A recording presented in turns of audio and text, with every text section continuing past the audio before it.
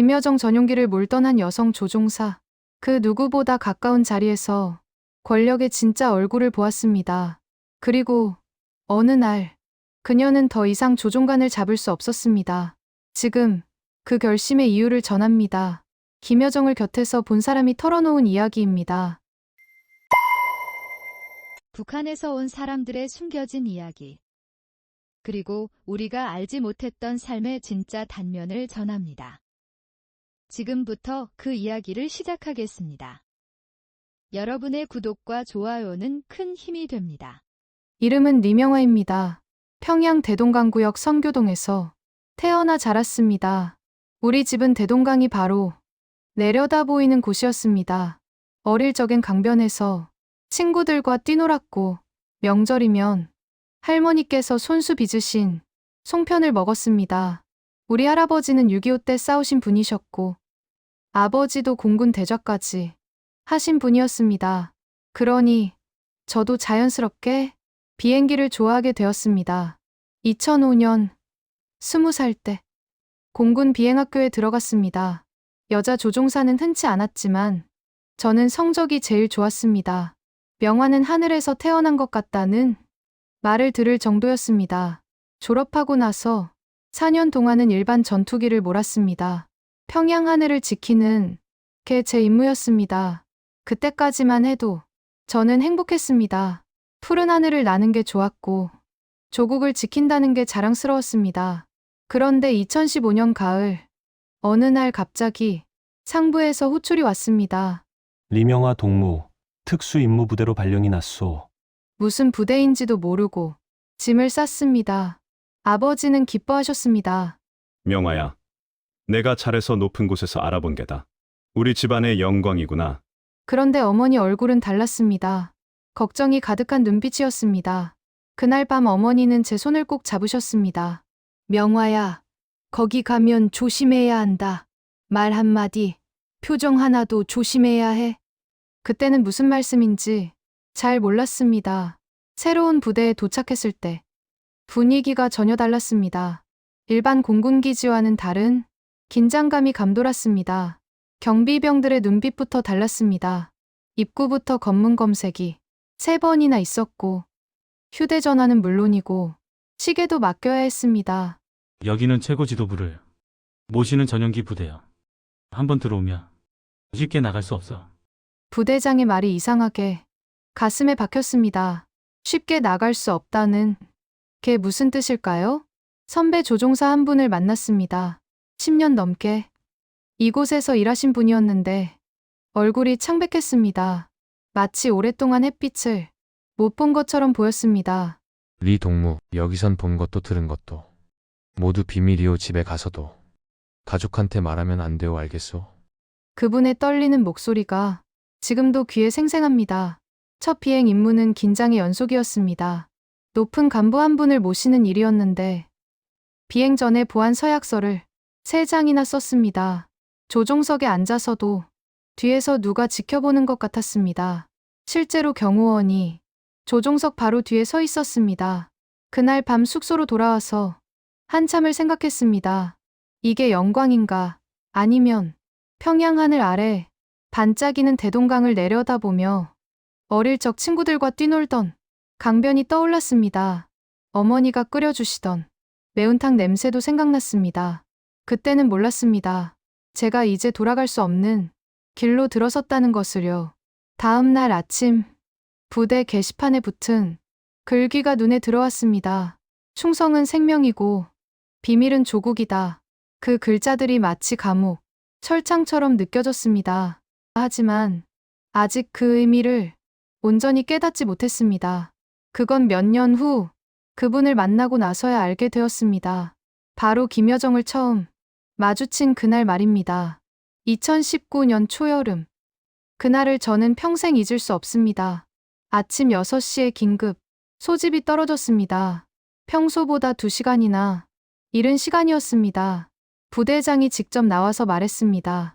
오늘 특별한 임무가 있어. 리명화 동무, 준비하시오.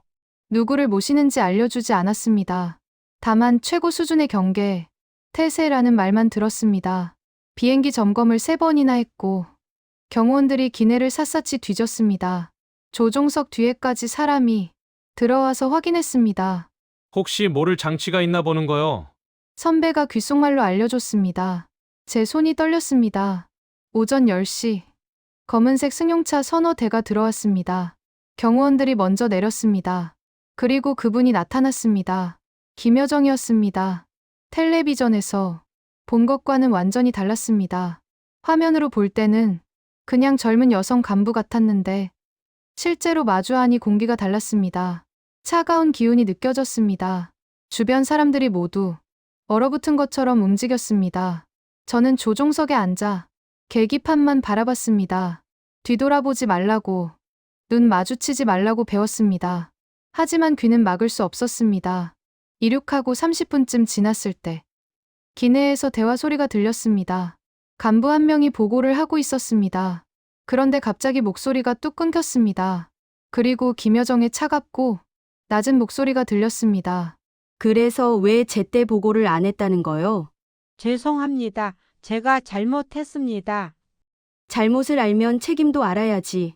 그 뒤로는 조용했습니다. 너무 조용해서 오히려 더 무서웠습니다. 착륙하고 나서 경호원 한 명이 조종석으로 왔습니다. 리 동무, 오늘 들은 것 있어?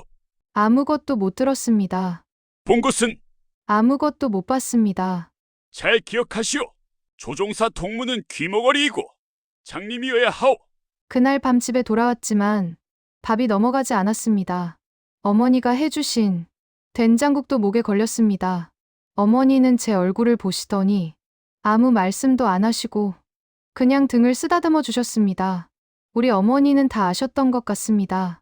그 뒤로 몇 번 더 그분을 모셨습니다. 갈 때마다 긴장의 연속이었습니다. 비행 전날 밤에는 잠을 못 잤습니다. 혹시 실수라도 하면 어떡하나? 난기류라도 만나면 어떡하나? 조종사가 날씨를 걱정하는 게 아니라 사람을 무서워하게 되었습니다. 어느 날은 이런 일도 있었습니다. 기내에서 수행원 한 명이 서류를 떨어뜨렸습니다. 그냥 종이 몇 장이 바닥에 떨어진 것뿐이었습니다. 그런데 그 사람은 얼굴이 새하얘지더니 땀을 뻘뻘 흘리며 주었습니다. 손이 얼마나 떨렸는지 종이가 자꾸 미끄러졌습니다. 저는 그때 깨달았습니다. 여기선 작은 실수 하나가 한 사람의 인생을 끝낼 수 있다는 것을요. 아니, 한 사람만이 아니라 그 가족 전체가 위험해질 수 있다는 것을요. 우리 아버지 세대, 할아버지 세대는 6.25 전쟁을 겪으셨습니다. 그때도 힘들었다고 들었습니다. 하지만 이건 전쟁이 아닌데도 매일매일이 전쟁터 같았습니다. 총알이 날아오지 않는데도 목숨이 위태로웠습니다. 밤마다 잠자리에 누우면 생각했습니다. 내일도 무사히 집에 돌아올 수 있을까? 그리고 조종석에 앉을 때마다 심장이 얼어붙는 것 같았습니다. 그렇게 4년이 흘렀습니다. 4년 동안 저는 점점 말이 없어졌습니다. 집에서도 가족들과 편하게 이야기하지 못했습니다. 혹시 도청 장치가 있을까봐, 혹시 제 말이 문제가 될까봐. 어머니는 그런 제 모습을 보시며 자주 우셨습니다. 하지만 제게 묻지는 않으셨습니다. 우리 어머니도 아셨던 거죠. 이 세상에선 모르는 게 약이라는 것을요. 하지만 2020년 봄, 저는 모르고 싶어도 알게 되어버렸습니다. 알아서는 안 될 것을 보게 되었습니다. 그때부터 제 진짜 악몽이 시작되었습니다. 2020년 봄이었습니다. 평양에 진달래가 피던 그 계절, 저는 절대 봐서는 안 될 것을 보고 말았습니다. 그날은 평양에서 원산으로 가는 짧은 비행이었습니다. 날씨도 좋았고 일상적인 임무였습니다. 수행원 2명이 뒤에서 서류를 보고 있었습니다. 난기류를 만나 비행기가 흔들렸습니다. 그리 심한 것도 아니었는데 뒤에서 무언가 떨어지는 소리가 들렸습니다. 아, 죄송합니다. 수행원이 황급히 서류를 줍고 있었습니다. 그 순간 종이 한 장이 바람에 날려 조종석 쪽으로 왔습니다. 저는 반사적으로 그걸 집었습니다. 수행원에게 돌려주려고요. 그런데 그 순간 제 눈에 글자들이 들어왔습니다. 인사조치 대상자 명단. 그 아래 이름들이 빼곡히 적혀 있었습니다. 제가 아는 이름들이었습니다.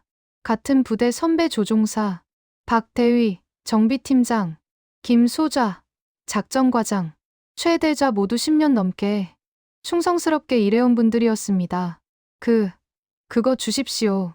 수행원이 다급하게 손을 내밀었습니다. 저는 얼른 서류를 건네주고 앞만 봤습니다. 손이 떨렸습니다.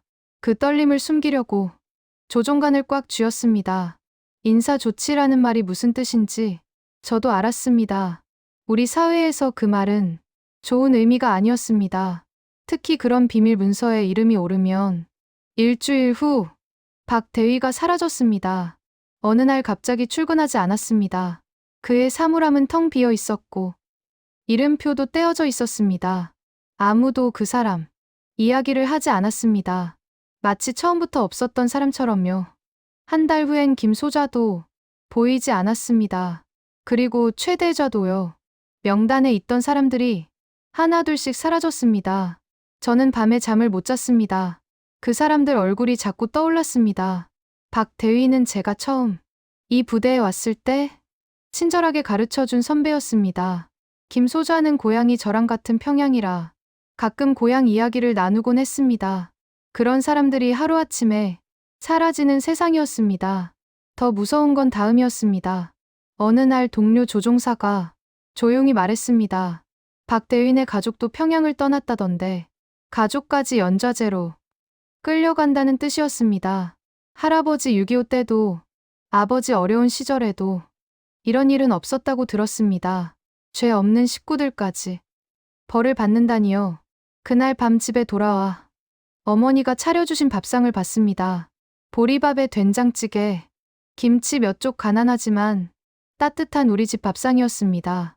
어머니는 힘들어도 늘 웃으시려 애쓰셨고 아버지는 은퇴하셔도 당 간부로 존경받으셨습니다. 만약 내가 잘못되면 이분들은 어떻게 되는 거지? 밥이 목에 넘어가지 않았습니다. 그날 이후로 저는 출근길이 무서워졌습니다. 조종석에 앉을 때마다 오늘은 또 무엇을 보게 될까? 하는 두려움이 앞섰습니다. 동료들 얼굴을 볼 때마다 이 사람은 내일도 여기 있을까 하는 생각이 들었습니다. 우리 사회는 서로를 믿을 수 없게 만들었습니다. 옆 사람이 나를 감시하는지, 내 말을 어디 보고 하는지 알 수 없었습니다. 그러니 입을 다물고 살 수밖에 없었습니다. 집에서도 마찬가지였습니다. 혹시 도청 장치가 있을까봐 가족들과도 큰 소리로 말하지 못했습니다. TV 소리를 크게 틀어놓고 속삭이듯 이야기했습니다. 우리 오빠도 군인이라 눈빛만 봐도 알았습니다. 남동생은 공장에서 일했는데 그 친구도 말이 없어졌습니다. 한 가족이 한 집에 살면서도 서로 진짜 속마음을 나누지 못하는 세상이었습니다. 겨울이 왔습니다. 평양 겨울은 춥습니다. 손발이 얼어 터질 정도로 춥습니다. 난방이 제대로 안 돼서 집 안에서도 두꺼운 옷을 입어야 했습니다. 어머니는 나무를 구하러 멀리까지 다니셨습니다. 그 모습을 볼 때마다 가슴이 아팠습니다. 이게 우리가 살아야 할 세상인가? 그 질문이 제 머릿속에서 떠나지 않았습니다. 밤마다 대동강을 바라봤습니다.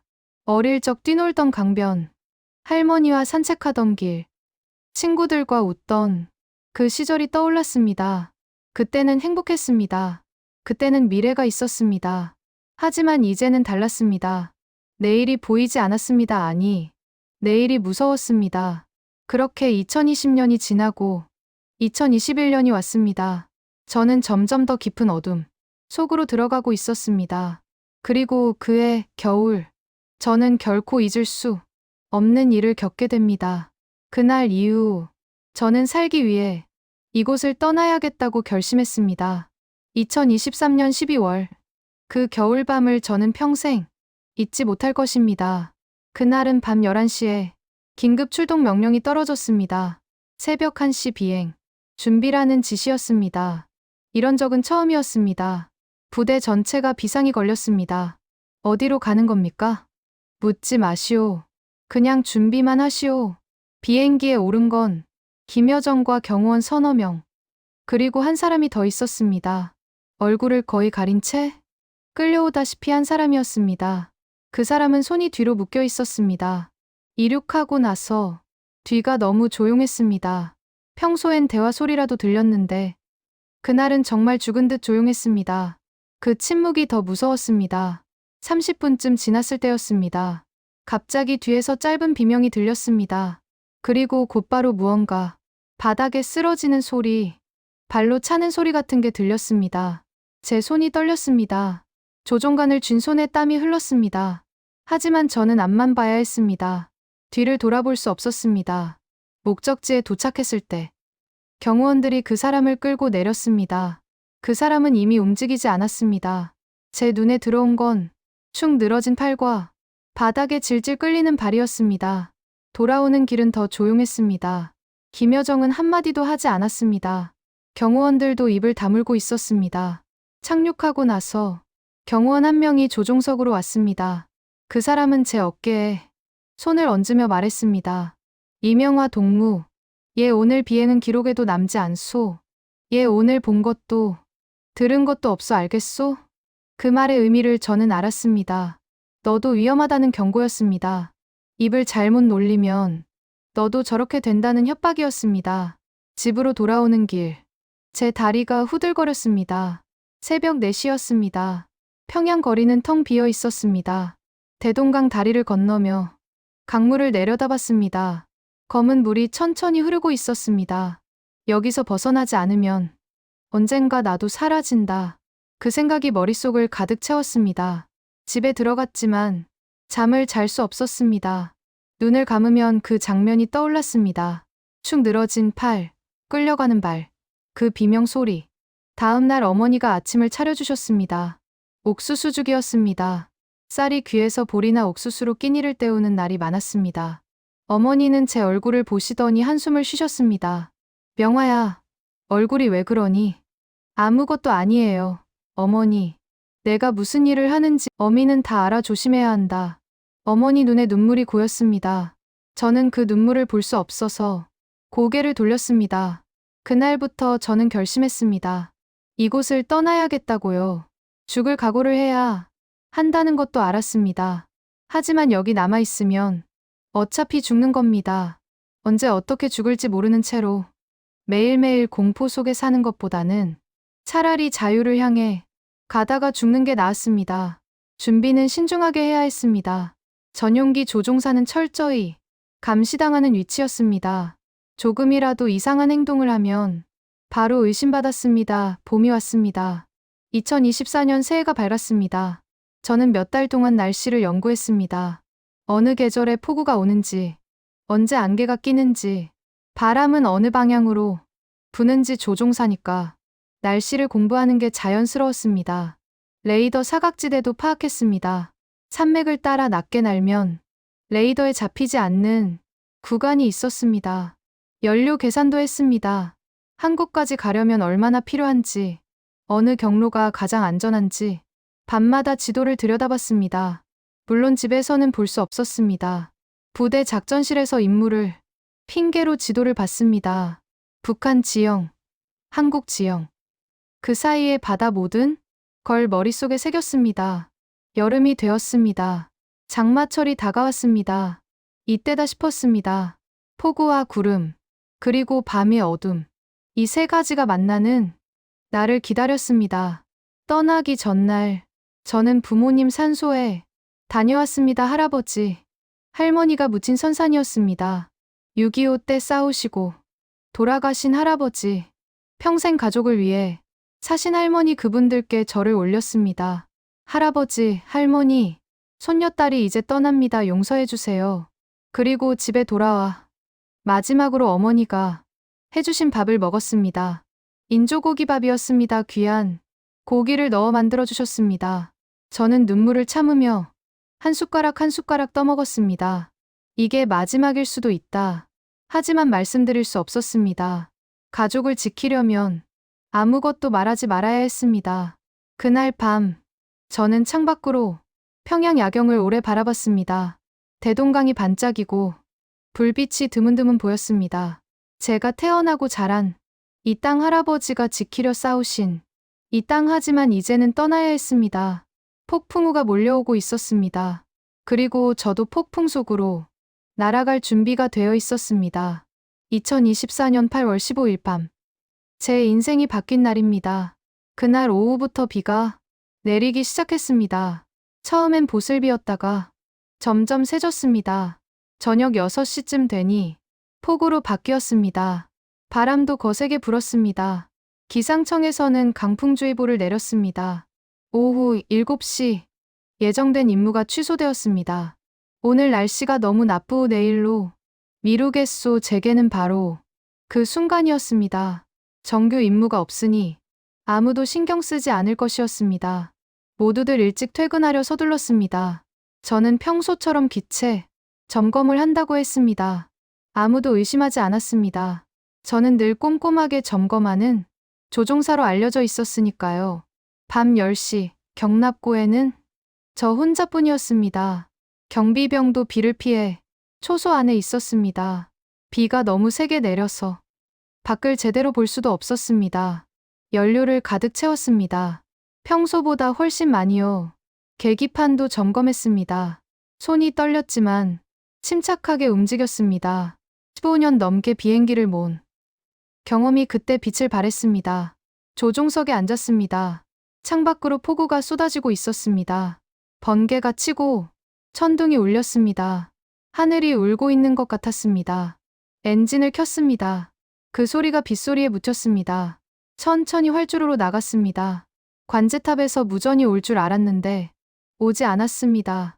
폭풍 때문에 모두 업무를 중단한 모양이었습니다. 지금이다 이륙했습니다. 비행기가 빗속을 뚫고 올라갔습니다. 기체가 심하게 흔들렸습니다. 옆으로, 위로, 아래로 마치 파도 속에 던져진 나무집 같았습니다. 높이 올라갈 수 없었습니다. 레이더에 잡히면 끝이었습니다. 그래서 산맥을 따라 낮게 날았습니다. 때로는 100m도 안 되는 높이로요. 비행 규범에는 절대해서는 안 되는 비행이었습니다. 하지만 살려면 규칙을 깨야 했습니다. 구름과 안개가 앞을 가렸습니다. 계기판만 믿고 날아야 했습니다. 번개가 칠 때마다 산이 보였습니다. 너무 가까웠습니다. 부딪힐 것 같았습니다. 할아버지, 할머니, 저를 지켜주세요. 마음속으로 기도했습니다. 그분들이 하늘에서 지켜봐 주시길 바랐습니다. 30분쯤 지났을 때 경보음이 울렸습니다. 레이더가 저를 잡은 거였습니다. 북한 방공망이 저를 발견한 것입니다. 곧 추격기가 뜰 것이었습니다. 더 낮게 내려갔습니다. 산과 산 사이를 비집고 들어갔습니다. 나무들이 바로 아래 보였습니다. 한 번만 실수해도 추락이었습니다. 무전기에서 소리가 들렸습니다. 미확인 기체, 즉시 응답하라, 즉시 귀환하라. 저는 무전기를 껐습니다. 이제 돌아갈 수 없었습니다. 앞으로만 가야 했습니다. 비행기가 크게 흔들렸습니다. 강풍에 날개가 꺾일 것 같았습니다. 계기판의 경고등이 여러 개 켜졌습니다. 하지만 멈출 수 없었습니다. 조금만 더 손에 힘을 주고 조종관을 잡았습니다. 어머니 얼굴이 떠올랐습니다. 어머니가 해주신 인조고 기밥, 그 맛이 입안에 맴돌았습니다. 아버지의 목소리도 들리는 것 같았습니다. 오빠와 동생의 얼굴도 스쳐갔습니다. 미안합니다. 이 딸이 살고 싶었습니다. 눈물이 흘렀습니다. 하지만 앞을 봐야 했습니다. 울면서도 계기판을 확인했습니다. 1시간이 지났습니다. 연료가 절반 이하로 떨어졌습니다. 폭풍 속에서 연료가 예상보다 빨리 소모되었습니다. 한국 땅까지 닿을 수 있을까? 불안했지만 물러설 수 없었습니다. 뒤로 가면 죽음이었습니다. 앞으로 가도 죽음일 수 있었습니다. 하지만 앞쪽 죽음은 자유를 향한 것이었습니다. 또 30분이 지났습니다. 바다가 보이기 시작했습니다. 동해였습니다. 파도가 높았습니다. 하얀 포말이 어둠 속에서 부서지고 있었습니다. 이제 북한 영공을 벗어난 거다. 하지만 안심할 수 없었습니다. 연료 경고등이 깜박이기 시작했습니다. 엔진 소리도 불안정해졌습니다. 제발, 조금만 더 버텨다오. 비행기에게 말했습니다. 15년을 함께한 비행기였습니다. 이 친구도 함께 탈출하고 싶어 하는 것 같았습니다. 멀리 불빛이 보였습니다. 한국 땅이었습니다. 자유의 땅이 저 앞에 있었습니다. 하지만 그 순간 새로운 경보음이 울렸습니다. 이번엔 한국 방공망이었습니다. 한국 전투기가 접근하고 있었습니다. 저는 무전기를 켰습니다. 떨리는 목소리로 말했습니다. 나는 북한 공군 조종사입니다. 투항을 원합니다. 제발 사격하지 말아주십시오. 빗소리와 천둥소리가 무전을 가렸습니다. 제대로 들렸을까요? 다시 외쳤습니다. 나는 투항합니다. 사격하지 마십시오. 그때였습니다. 엔진이 꺼졌습니다. 연료가 바닥난 것입니다. 비행기가 떨어지기 시작했습니다. 엔진이 꺼진 비행기는 그냥 쇠덩이입니다. 하늘에서 떨어지는 돌멩이와 같습니다. 고도가 빠르게 낮아졌습니다. 계기판의 숫자들이 미친 듯이 떨어졌습니다. 1000m, 800m, 500m 이렇게 끝나는 건가? 순간 그런 생각이 들었습니다. 여기까지 왔는데 자유를 눈앞에 두고 바다에 떨어지는 건가 하지만 포기할 수 없었습니다. 15년 넘게 비행기를 모은 제 모든 기술을 쏟아부었습니다. 활공입니다. 엔진 없이 바람만으로 나는 거였습니다. 날개 각도를 조절했습니다. 바람을 최대한 이용했습니다. 비행기가 조금씩 멀리 나아갔습니다. 떨어지는 속도를 늦췄습니다. 무전기에서 한국말이 들렸습니다. 북한 항공기, 우리가 유도하겠다. 침착하게 따라오라. 한국 전투기가 제 옆으로 왔습니다. 어둠 속에서 그 비행기에 불빛이 보였습니다. 그 불빛이 그렇게 고마울 수가 없었습니다. 살고 싶다는 희망이 다시 생겼습니다. 강릉 공군기지까지 20km 활주로 불을 켰다. 방향 365도로 오라. 저는 그 목소리를 따라갔습니다. 비행기는 계속 떨어지고 있었지만 그래도 앞으로 나아가고 있었습니다. 바다가 보였습니다. 파도가 높았습니다. 검은 물결이 덮칠 것 같았습니다. 조금만 잘못하면 바다에 빠질 것이었습니다. 제발 기도했습니다. 할아버지께, 할머니께, 하늘에 계신 모든 분들께 빌었습니다. 육지가 보이기 시작했습니다. 불빛들이 보였습니다. 저 불빛 하나하나가 자유롭게 사는 사람들의 집이었습니다. 감시받지 않고 두려워하지 않고 사는 사람들. 활주로 보이는가? 10시 방향이다 보입니다. 활주로에 불빛이 보였습니다. 길게 늘어선 하얀 불빛들. 저 불빛을 향해 가면 되는 것입니다. 하지만 문제가 있었습니다. 비행기가 너무 빨리 떨어지고 있었습니다. 활주로까지 닿을 수 있을지 확신할 수 없었습니다. 고도 200m. 한국 조종사가 외쳤습니다. 목소리에 긴장이 느껴졌습니다. 150m. 땅이 가까워졌습니다. 나무들이 보였습니다. 건물들이 스쳐갔습니다. 100m. 조심해. 활주로가 바로 앞이었습니다. 하지만 너무 낮았습니다. 활주로에 닿기 전에 땅에 부딪힐 것 같았습니다. 마지막 힘을 다해 조종관을 당겼습니다. 비행기 머리가 조금 올라갔습니다. 그 순간이었습니다. 쾅! 바퀴가 활주로에 닿았습니다. 너무 세게 닿았습니다. 비행기가 튕겼습니다. 다시 땅에 떨어졌습니다. 또 튕겼습니다. 마치 돌을 던져 물수제비를 뜨는 것 같았습니다. 브레이크를 밟았지만 속도가 줄지 않았습니다. 활주로 끝이 보였습니다. 저 너머는 풀밭이고 그 너머는 절벽이었습니다. 멈춰라. 제발 멈춰라. 비행기가 옆으로 미끄러졌습니다. 날개가 땅에 닿았습니다. 불꽃이 튀었습니다. 금속이 찢어지는 소리가 들렸습니다. 그리고 멈췄습니다. 활주로 끝에서 불과 10m 앞에서 멈춘 것입니다. 저는 조종관을 잡은 채 그대로 멈춰 있었습니다. 손을 놓을 수가 없었습니다. 온몸이 굳어버린 것 같았습니다. 사이렌 소리가 들렸습니다. 소방차와 구급차가 달려왔습니다. 사람들이 뛰어왔습니다. 괜찮습니까? 부상은 없습니까? 누군가 조종석 문을 열었습니다. 차가운 빗물이 얼굴에 튀었습니다. 그 빗물이 그렇게 시원할 수가 없었습니다. 살아있다는 증거였으니까요. 저는 말이 나오지 않았습니다. 목이 메었습니다. 천천히 하십시오. 이제 안전합니다. 안전하다는 말에 긴장이 풀렸습니다. 눈물이 쏟아졌습니다. 참았던 모든 게 한꺼번에 터져나왔습니다. 공포, 불안, 슬픔, 그리고 안도감. 저는 조종관에 얼굴을 묻고 울었습니다. 15년 넘게 비행기를 몰았지만 처음으로 조종석에서 우는 것이었습니다. 고생하셨습니다. 이제 내리셔도 됩니다. 군인들이 부축해서 저를 내려주었습니다. 땅을 밟았습니다. 한국 땅이었습니다. 자유의 땅이었습니다. 다리에 힘이 풀려 주저앉았습니다. 빗속에 그대로 앉아서 하늘을 올려다봤습니다.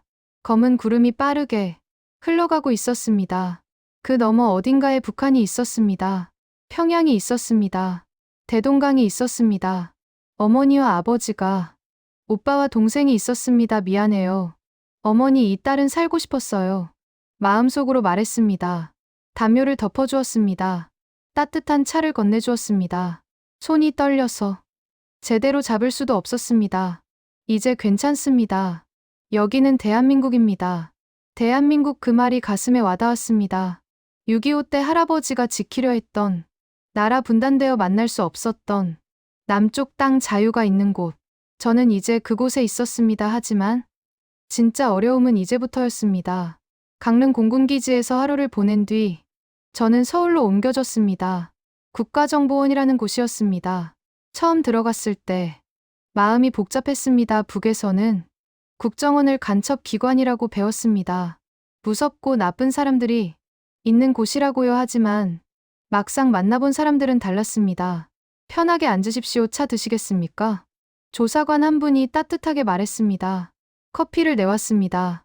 설탕도 넣어주고 프림도 넣어주었습니다. 북에서는 커피가 귀했습니다. 간부들만 마실 수 있었습니다. 천천히 이야기해 주시면 됩니다. 급하지 않습니다. 조사는 며칠이 걸렸습니다. 제 신분, 경력, 임무 내용, 북한 내부 상황 등 모든 걸 물었습니다. 저는 솔직하게 답했습니다. 숨길 이유가 없었습니다. 김여정에 대해서도 물었습니다. 어떤 분이었습니까? 무서운 분이었습니다. 주변 사람들이 모두 얼어붙었습니다. 구체적으로 어떤 일을 보셨나요? 저는 본 것들을 이야기했습니다. 기내에서 들은 대화들, 수행원들의 떨림, 그날 밤 비명 소리, 조사관들은 꼼꼼히 기록했습니다. 때로는 안타까운 표정을 지었습니다. 많이 힘드셨겠습니다. 그 말에 눈물이 났습니다. 북에서는 아무도 그런 말을 해주지 않았습니다. 힘들다는 말 자체를 할 수 없었습니다. 힘들다고 하면 체제를 원망하는 것으로 여겨졌으니까요. 며칠째 조사를 받던 어느 날, 제가 물었습니다. 제 가족은 어떻게 되었을까요? 조사관의 얼굴이 어두워졌습니다. 솔직히 말씀드리자면 좋지 않을 겁니다. 가슴이 무너지는 것 같았습니다. 알고 있었습니다. 예상했던 일입니다. 하지만 막상 듣고 나니 숨이 막혔습니다. 북한 당국은 탈북자, 가족을 연좌제로 처벌합니다. 특히 군 간부 가족은 더 엄하게. 제가 탈북한 걸 알면 아버지도, 어머니도, 오빠도 말을 잇지 못했습니다. 어머니 얼굴이 떠올랐습니다. 제게 인조고기밥을 해주시던 그 손길, 걱정스럽게 바라보시던 그 눈빛. 이명화 씨, 당신 잘못이 아닙니다. 하지만 제가 떠나는 바람에 당신이 남았다면 어땠을까요? 언젠가 당신도 숙청되었을 겁니다. 그럼 가족도 똑같이 고통받았을 겁니다. 조사관의 말이 맞았습니다. 하지만 죄책감은 사라지지 않았습니다. 밤에 잠을 잘 수 없었습니다. 눈을 감으면 가족들이 보였습니다. 어머니가 끌려가시는 모습, 아버지가 비판받는 모습, 오빠와 동생이 고통받는 모습. 악몽을 꾸었습니다. 제가 조종석에 앉아 있는데 뒤에서 어머니 목소리가 들렸습니다. 명화야, 왜 우리를 버리고 갔니? 깜짝 놀랐겠습니다. 온몸이 땀으로 젖어 있었습니다. 다음 날 조사관에게 말했습니다. 밤마다 악몽을 꿉니다. 가족들이 자꾸 보입니다. 심리 상담을 받아보시는 게 좋겠습니다. 많은 탈북자들이 그런 증상을 겪습니다. 제가 이기적인 겁니까? 혼자 살려고 가족을 버린 겁니까? 조사관은 한참 침묵했습니다. 그리고 천천히 말했습니다. 이명화 씨, 당신은 살아남았습니다. 그것만으로도 의미가 있습니다. 당신이 여기서 자유롭게 사는 것, 그것이 북한 체제에 대한 가장 큰 증언입니다. 그 말이 위로가 되었을까요? 잘 모르겠습니다. 하지만 조금은 숨통이 트이는 것 같았습니다. 조사는 보름 정도 계속되었습니다. 그동안 저는 많은 것을 생각했습니다. 북에서의 삶, 공포 속에 살던 나날들, 그리고 지금 여기 있는 저. 어느 날 조사관이 말했습니다. 이제 곧 하나원으로 가시게 됩니다.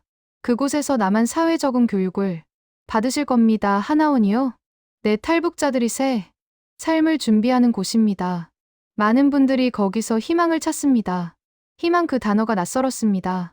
언제부터 희망이라는 말을 잊고 살았을까요?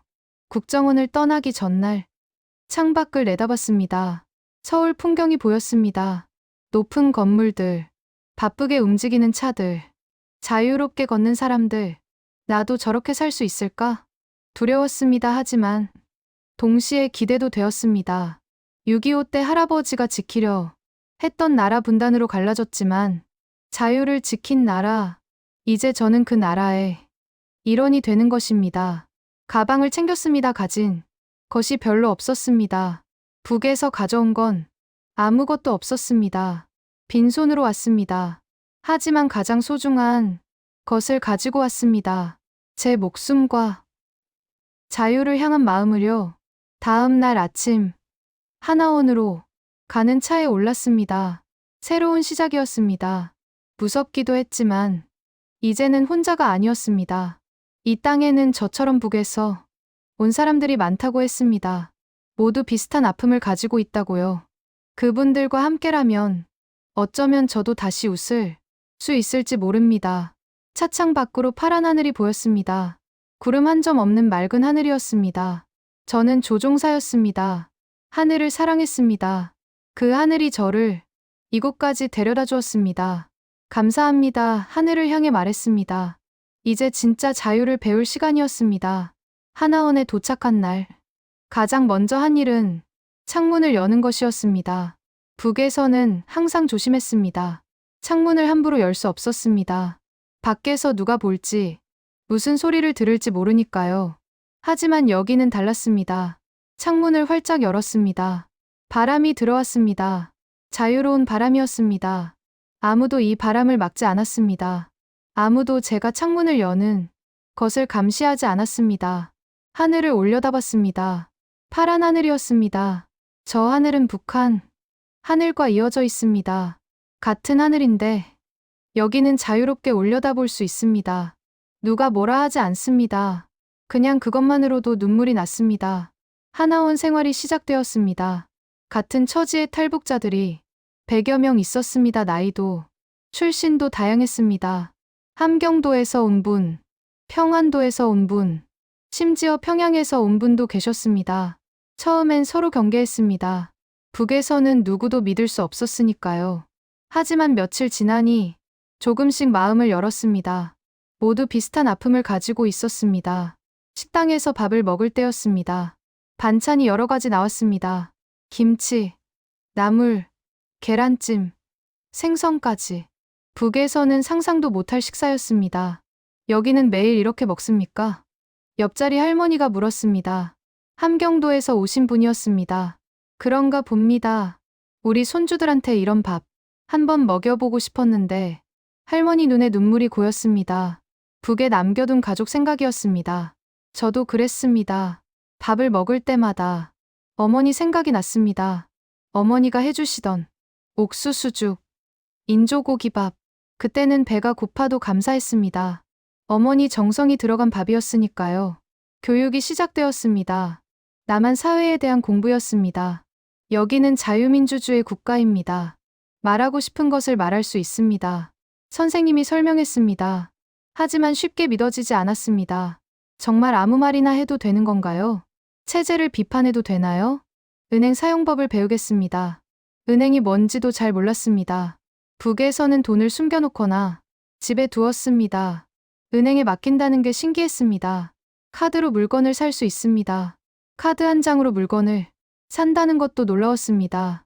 현금도 아닌 플라스틱 조각으로요. 스마트폰 사용법을 배워봅시다. 스마트폰을 처음 만져봤습니다. 화면을 손가락으로 누르니 그림이 움직였습니다. 인터넷이라는 것에 들어가니 온 세상의 정보가 있었습니다. 북한 소식도 볼 수 있나요? 네, 볼 수 있습니다. 떨리는 손으로 검색했습니다. 북한, 평양 사진들이 나왔습니다. 대동강, 만경대, 제가 자란 곳들이었습니다. 눈물이 났습니다. 밤에는 잠을 설쳤습니다. 여전히 악몽을 꾸었습니다. 가족들이 나오는 꿈, 추격당하는 꿈, 다시 북으로 끌려가는 꿈, 심리 상담을 받았습니다. 많이 힘드시죠? 네, 제가 이기적인 것 같습니다. 왜 그렇게 생각하세요? 혼자만 살려고 가족을 버렸으니까요. 상담 선생님이 제 손을 잡았습니다. 당신은 살아남았습니다. 그것이 죄가 아닙니다. 당신이 여기서 잘 사는 것, 그것이 가족에 대한 최선입니다. 그 말이 조금씩 마음에 스며들었습니다. 주말에는 밖에 나갈 수 있었습니다. 처음으로 편의점에 갔습니다. 24시간 연다고 했습니다. 밤에도 열려 있다니 신기했습니다. 진열대에 물건이 가득했습니다. 과자, 음료수, 빵, 라면, 쌀 한 톨이 귀했던 북에서는 상상도 못할 풍경이었습니다. 얼마입니까? 1,500원입니다. 1,500원으로 컵라면 하나를 살 수 있었습니다. 북에서는 쌀 1kg도 구하기 어려웠는데요. 라면을 끓여 먹었습니다. 뜨거운 국물이 목구멍으로 넘어갔습니다. 맛있었습니다. 하지만 어머니 생각이 나서 눈물이 났습니다. 어머니, 이런 거 한번 먹여드리고 싶었는데 그렇게 석 달이 지났습니다. 이제 하나원을 떠날 때가 되었습니다. 사회로 나가는 것입니다. 떠나는 날 아침, 마지막으로 창문을 열었습니다. 겨울 바람이 차가웠습니다. 하지만 그 바람도 자유로웠습니다. 나는 이제 리명화가 아니다. 새로운 이름으로 살게 된다. 남한에서 쓸 새 이름을 받았습니다. 새 주민등록증도 받았습니다. 새로운 사람이 되는 것입니다. 무섭기도 했습니다. 이제부터는 혼자 모든 것을 결정해야 합니다. 아무도 시키지 않고 아무도 감시하지 않습니다. 그게 자유입니다. 하지만 그 자유가 무겁게 느껴졌습니다. 집을 구해야 하고 일을 찾아야 하고 혼자 살아가야 합니다. 북에서는 배급이라도 있었습니다. 직장도 정해줬습니다. 여기는 모든 걸 스스로 해야 합니다. 하지만 두렵지만은 않았습니다. 왜냐하면 이제는 선택할 수 있으니까요. 하고 싶은 일을 할 수 있고 가고 싶은 곳에 갈 수 있습니다. 말하고 싶은 말을 할 수 있습니다. 무엇보다 더 이상 무서워하지 않아도 됩니다. 하나원을 나서며 하늘을 올려다봤습니다. 여전히 파란 하늘이었습니다. 저 하늘 너머 북한이 있습니다. 평양이 있습니다. 대동강이 흐르고 제가 태어난 집이 있고 사랑하는 가족이 있습니다. 언젠가, 꼭 언젠가 그곳도 자유로워지길 바랍니다. 통일이 되어서 제가 다시 고향 땅을 밟을 수 있기를 바랍니다. 어머니를 만날 수 있기를, 아버지께 절을 올릴 수 있기를, 오빠와 동생을 안아볼 수 있기를 바랍니다. 우리 세대가 못 보면 다음 세대라도 통일된 조국을 보았으면 좋겠습니다. 6.25 때 갈라진 이 땅이 다시 하나가 되었으면 좋겠습니다. 저는 조종사였습니다. 15년 넘게 하늘을 날았습니다. 하지만 북한 하늘은 감옥 같았습니다. 레이더에 감시받고 명령대로만 날아야 했습니다. 이제 저는 자유로운 하늘을 날고 싶습니다. 가고 싶은 곳으로 날고 싶습니다. 그게 제 꿈입니다. 그리고 언젠가 북녘 하늘도 자유로워지는 날, 저는 평양 상공을 날며 외칠 것입니다. 어머니, 아버지, 저 왔습니다. 이제 우리 모두 자유입니다. 그날이 올 때까지 저는 여기서 열심히 살겠습니다. 자유를 누리며, 감사하며, 희망을 품고 살겠습니다. 그것이 제가 살아남은 이유이고, 제가 여기 있는 의미입니다. 여러분. 자유는 공짜가 아닙니다.